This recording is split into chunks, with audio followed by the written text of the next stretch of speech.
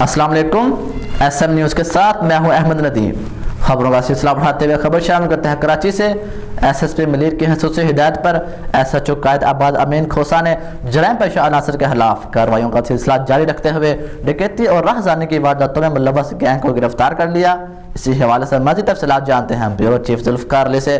جی ذوالفقار، آگاہ کیجیے گا۔ جی بالکل، ایس ایس پی ملیر سید عرفان علی بہادر کے مطابق پولیس نے شہری کی جانب سے ڈکیتی کی اطلاع پر فوری کارروائی کی۔ ایس ایس پی ملیر کا کہنا ہے کہ پولیس نے ڈکیت گینگ کے کرندے لیاقت اور ذاکر کو گرفتار کر کے شہری سے چھینی گئی رقم، موبائل فون اور دیگر سامان برآمد کر لیا۔ ایس ایچ او قائد آباد کے مطابق گرفتار ملزمان سے واردات میں استعمال ہونے والا اسلحہ بم ایمونیشن بھی برآمد کر لیا گیا ہے۔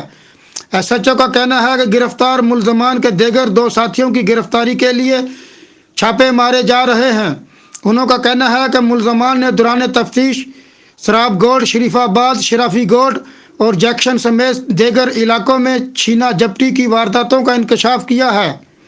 پولیس کا کہنا ہے کہ ملزمان عادی مجرم اور متعدد مقدمات میں پولیس کو مطلوب تھے۔